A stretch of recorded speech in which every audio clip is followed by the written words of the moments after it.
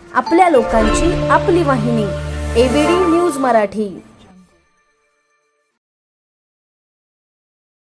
उल्हासनगरमधील camp number 1 परिसरात होणाऱ्या शिक्षिका शोभा जोगे यांच्या छातीत पाणी झाल्याने त्यांना अनिल मल्टीस्पेशालिटी रुग्णालयात दाखल केलं होतं।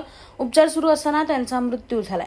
मात्र मृत्यूनंतर केवळ बिल वाढवण्यासाठी रुग्णालय प्रशासनाने त्यांना व्हेंटिलेटरवर ठेवलं आणि बिलाची रक्कम भरल्यानंतरच मयत घोषित केलं, असा आरोप रुग्णाच्या नातेवाईकांनी करत संतापलेल्या नातेवाईकांनी रुग्णालयात तोडफोड केली। घटनेची माहिती मिळताच मध्यवर्ती पोलिसांनी तात्काळ घटनास्थळी धाव घेऊन परिस्थिती नियंत्रणात आणली। या घटनेबाबत अद्यापही रुग्णालय प्रशासनाने माहिती दिलेली नाही। पेशंटचं नाव आहे, ती शोभा जोगी म्हणून पेशंट आहे आणि ती लहान मुलांना शिक्षक पण आहे, टीचर पण आहे। पण 4 दिवसापूर्वी राजेंद्र टेकचंदानी म्हणून जो डॉक्टर आहे इथला मेन, त्याच्यासंग त्याची अपॉइंटमेंट होती। तर त्या अपॉइंटमेंट नंतर ती 5 वाजता इथं आली, त्याची अपॉइंटमेंट घेतली। मग त्या डॉक्टरने तिला काही गोळ्या दिल्या की बाबा या गोळ्या तुम्ही टाईमशीर खा। त्या गोळ्याच्या नंतर दिल्याच्यानंतर 10 वाजता तिला त्रास झाला। त्या गोळ्या खाल्ल्याच्या नंतर 10 वाजता त्रास झाला तर तिने परिसरात तिला श्वास घ्यायला तकलीफ झाली। त्या तकलीफ झाल्याच्यानंतर मी तिला दवाखान्यात घेऊन गेलो। साई प्लॅटिनम जे उल्हासनगर महानगरपालिकेचं पुल्ल आहे तिथं आम्ही तिला घेऊन गेलो। मग तिथले जे डॉक्टर बोलले त्यांनी काय गोळ्या खाल्ल्यात बाहेरच्या, तिच्यामुळे त्रास झाला, हिने श्वास घ्यायला त्रास होतोय। त्याच्यानंतर रात्री आम्ही 11 साडे 11 वाजता परत या दवाखान्यात तिला घेऊन आलो की बाबा तुम्ही कुठल्या गोळ्या चारल्या तिला, तिच्यामुळे असा त्रास झाला आहे म्हणून। तर डॉक्टर उडाउडीचे उत्तर द्यायला लागला, नाही बोलतो व्यवस्थित आहे, तिला श्वास घ्यायला त्रास झाला आहे, असं झालं आहे।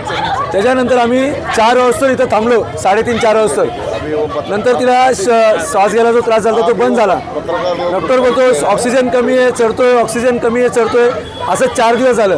4 दिवसानंतर आज तिला जास्त त्रास व्हायला लागला। परत तो डॉक्टर होते, डॉक्टरने सांगितलं की तुम्हाला पुढे जायचं तर पुढे पण जा, तुम्ही ज्युपिटर। आम्ही त्याला विचारलं तुम्हाला होत नसतं आम्ही दुसऱ्या दवाखान्यात नेतो। तो ठीक आहे ज्युपिटरमध्ये घेऊन जा। आणि तिथं घेऊन जायचं, मग किती बिल झालं काय झालं सगळं बिल भरल्याच्या नंतर त्यांनी ते वेल्ट काढलं आणि नंतर बोलतो पेशंट वाप झाला आहे। मग तुम्ही एवढ्या वेळेस तुम्ही आधीच सांगायचं ना आम्हाला पेशंट ऑफ झाला म्हणून।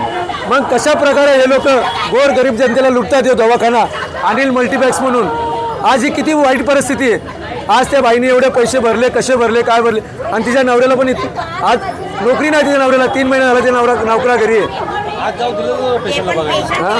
पेशंटला सकाळपासून जाऊन देत नाही ते लोक बघायला, बाहेर व्हा कुणाला जाऊन सुद्धा देत नाही। पण काय कंडिशन आहे, तुम्ही उपचार काय करता ते तरी आम्हाला माहीत पडायला पाहिजे। जे डॉक्टर आहेत ते समोर येतच नाहीत। आमचं एकच म्हणणं होतं त्या डॉक्टरनी समोर यावा आणि ती खरी काय परिस्थिती आम्हाला सांगायची होती ना। पण तुम्ही बिल भरल्याच्या नंतर बोलता पेशंट ऑफ झालं, हे चुकीचं आहे ना। 1 लाख म्हणजे 2 लाखापर्यंत काहीतरी बिल झालं, दवा औषधे पकडून असं काहीतरी। आपल्या शहरातील ताज्या घडामोडी पाहण्यासाठी आपल्या एबीडी न्यूज मराठी चॅनलला सबस्क्राईब करा आणि लाईक शेअर करून पहा शहरातील ताज्या घडामोडी थेट मोबाईलवर।